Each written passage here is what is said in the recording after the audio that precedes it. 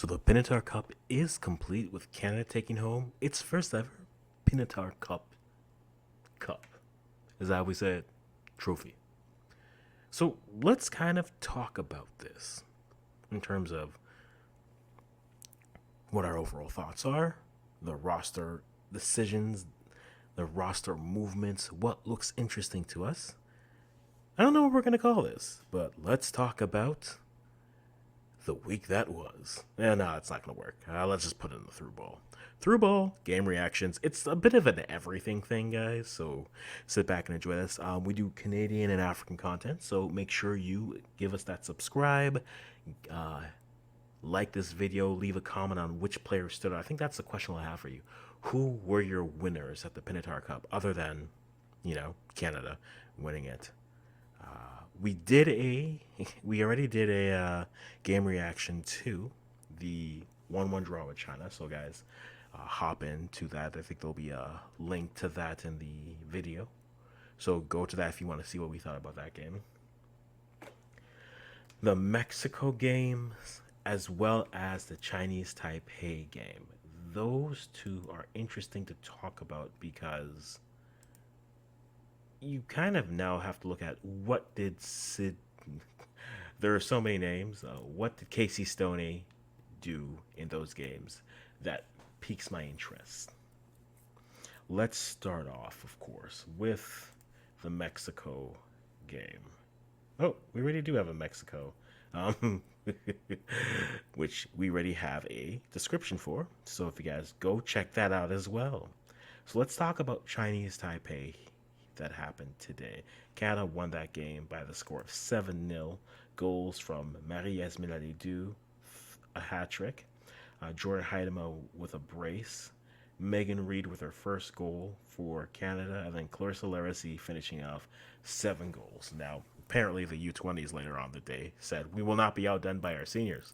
And they scored 12 to qualify for the championship round. But we'll talk about that on another video.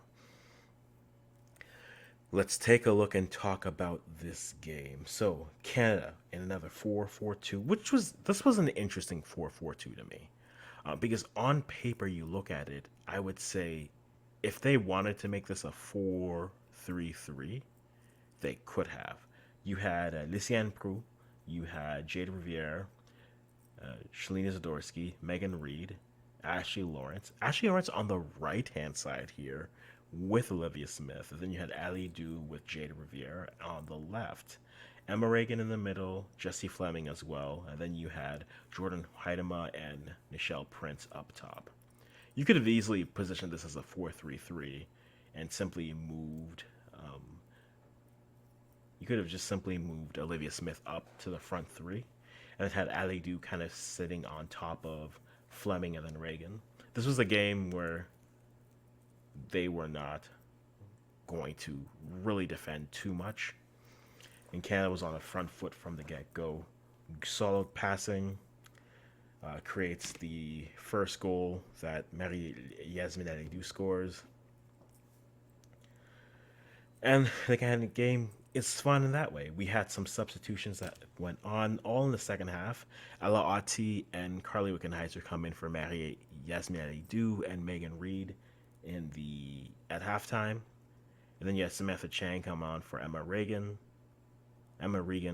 It's an E. We're going to go with Regan, and I'll make that mistake because ADHD is real. And then you had Clarissa Larissy coming on for Jordan Heidema. Then Adrienne Leon for Nichelle Prince, and Nia Rose on for Olivia Smith. Those were your substitutions, which made this interesting. I think this game, there's not much to say really about this game other than Canada poured it on. I think for the women's fans of Canada, they really needed this game to just say, hey, look at them, put the goals onto an opponent. I think Chinese Taipei was the weakest of the three sides. I know people on paper would say, okay, China is higher ranked than than Mexico, so China was the toughest matchup. You have the matchup against Mexico. I do think Mexico is a tougher team than China just because there's a little bit of familiarity, as well as I think there's a style of play aspect. And you saw that with China in the first game, where once they started to pressure and take away some of that space, Canada struggled a little bit. And so I think that's just. But who won? Who were my winners so far? I think Emma Regan is my number one winner. CDM, who came into the camp a little bit later, came into camp at the end of last year, and even had a few moments before Olympic qualifiers, or during Olympic qualifiers. I think her play as a solid CDM, that defensive midfielder that releases a Fleming and a Grosso in times, I think has been a revelation. It really opens up possibilities for what could be. I think you have Regan there, you have a Wujo there. I think it's quite possible that those two could be your defensive midfielders in your pairing, and then you pair that off with more than likely a Jesse Fleming, or even possibly, I know I've made comments about Grosso, but I think even possibly Julia Grosso could be that.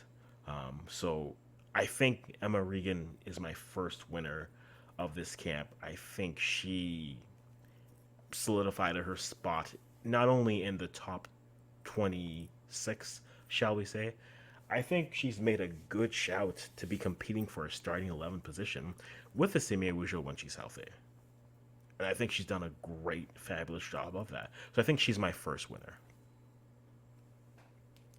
I think another winner in this camp to me is Marie-Elie Du. Marie had a great camp, in my opinion. Doesn't score in the first two games. However, I think she did a great job when she came on against Mexico. Now, granted, that's Mexico playing a player down. But against Chinese Taipei, you saw her active and moving. Against even China, you saw her very much engaged, moving, creating great quality. I think Casey Stoney has a quote where it's just kind of confused as to why the player wasn't brought into more camps previously. I mean, we're not here to dunk on people, but that just Bev had the team that she wanted to bring in, and that's what she did. We may not have agreed with it, but that's what she did. So I think Marie-Elie Du is my second winner of this camp. She did, I think, an exceptional job to show her value playing in, and she's a player I think we'll have to watch and wait and see, especially because she's a player that Casey Stoney has said is a 10 to her. But is Stoney going to be married to this 4-4-2? And I think it'll really be interesting once we get back to healthy center backs, right? Kadisha Buchanan still recovering. Jade Rose still recovering. I do wonder, though you have Megan Reed, who had a good window, you had Ella Otis stepping in for some in this game against China Taipei, but they were just playing three fullbacks at that point, and you're just using players and numbers. I wonder what Stoney does when she has a full complement of center backs. Does she go to a back three? I think that would be the wise choice, because then you can go to a back five with Riviere as well as Ashley Lawrence as your wing backs, and then you can kind of push up. That's where I think you can get to your strengths on your players, and that's where then you can put players like Olivia Smith and Marie-Elie Du in that 2 of the 1. And so you create that, and then you can have Emma Regan with Jesse Fleming in the midfield. And then you either, whoever your 9 is. I think that's a fascinating conversation. Who do you think did the most in their 9 position? I think, yes, Heidema gets the brace today. Vienne definitely had some active moments. It almost feels as if whoever starts, not necessarily they'll have a bad game, but whoever comes on has a better read of the game, and then they're able to kind of engage with it a little bit better that way. You saw it with Ali Du. You saw that with Adrienne Leon. Leon is a player that sometimes we forget. I know she has her move now to San Diego, which, hey, I hope she gets some minutes there. I wonder who separated themselves for the 9 position for the WNT.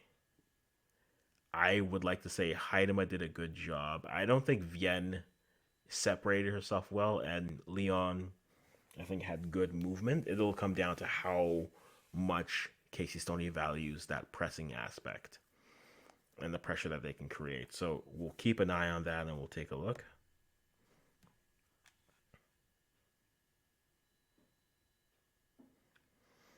Now, the question for me, outside of Alidu, outside of Emma Reagan, I don't think Gabby Carl had a bad window. I think, again, the fullback position is very much interesting and fascinating because you're looking at players who are interchangeable. Ashley Lawrence can play on either side. You saw a little bit of the inverted fullback look for them, and I think that can work. I think it'll work better if you have two fullbacks playing. I mean, not two fullbacks, three center backs. So I think that would be very interesting to see kind of what they decide to do with their fullbacks. Another winner for me is Casey Stoney. I think 2 wins and a draw in her first 3 games. We're undefeated, guys. Everything's coming home. Bring all the trophies. But we got to see a little bit of what, for lack of better words, what Casey Stoney ball looks like. We got to see her also experiment with the roster. Right, the first game, I looked at this and I said, I'm not really going to worry about wins and losses, and they did not lose a single game. But I walked into the Pinitar Cup thinking, what am I going to learn? Um, I think I learned that Emma Regan is a lock for the roster and is pushing, if not already, in a conversation to start as a midfield pair. I think Marielle Du deserves to start, especially however they want to play that 4-4-2. Goalkeepers, I didn't learn anything new. I think Kaylin Sheridan is still solid. She's still the number one. Um, D'Angelo still gives you that option as a sweeper to play up with your feet, which works. The midfield, I think, is fascinating overall in terms of things I learned. They have so many interesting options, but if they're going to stick with a midfield pair, I think it opens the door again to pour some water on my Julia Grosso take, which is I think there's a possibility that she doesn't make 2027. I think if you look at how the roster is currently constructed, I think Awujo and Regan as your sixes makes sense. And then you can have Fleming and then possibly Grosso as your eights. That can work.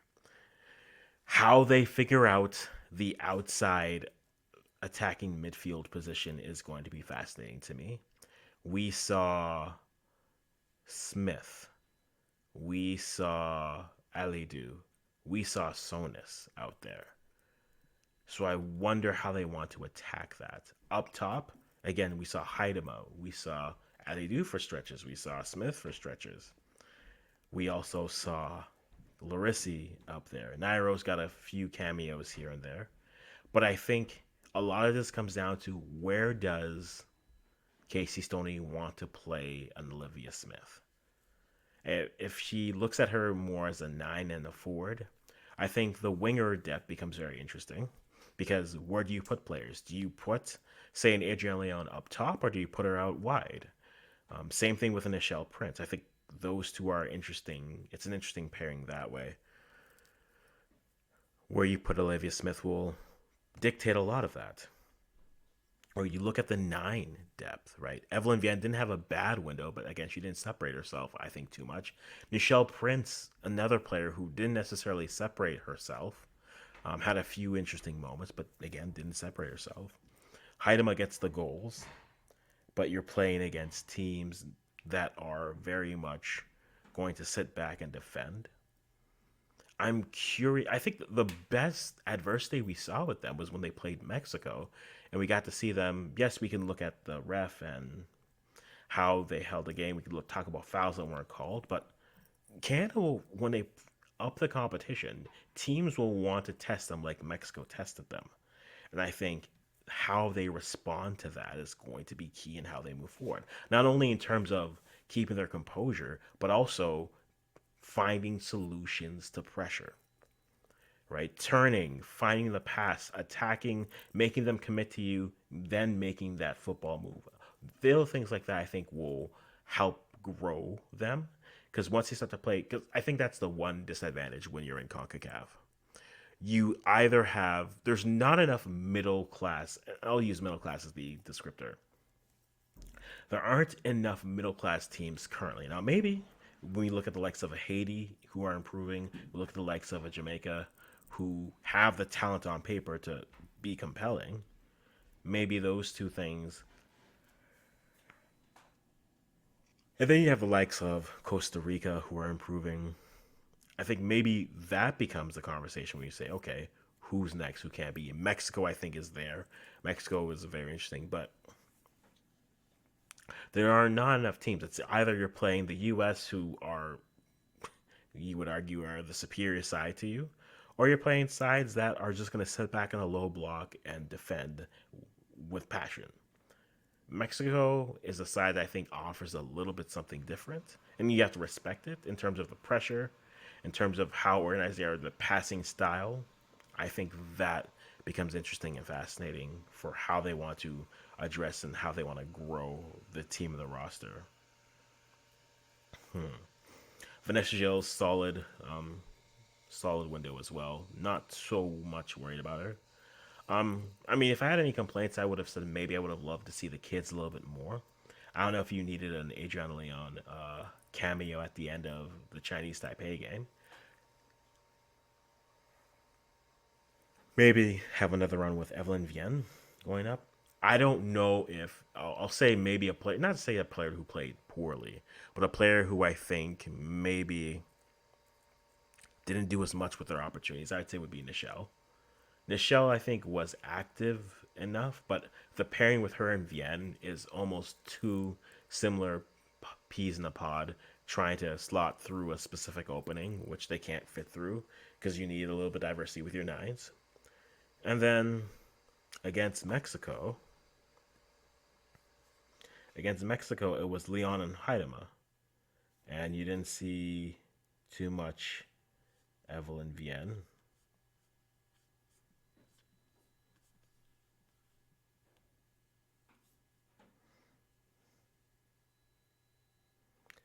Yeah, because Zadorski came on for Megan Reed against Mexico.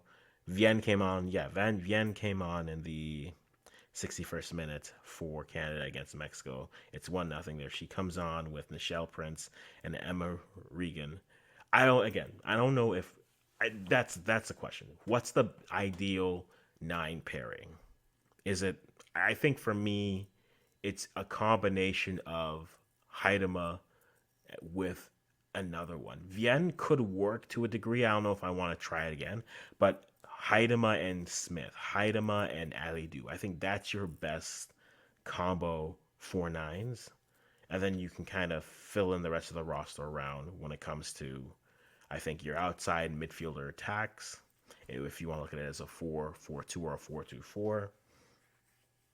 And then questions about center backs. What happens when Jay comes back? What happens when Khadija comes back? I am curious to see. But you guys, you let me know who stood up for you. Who were your players of this window? We'll kind of leave it off there. And as always, I'm going to stop talking right here.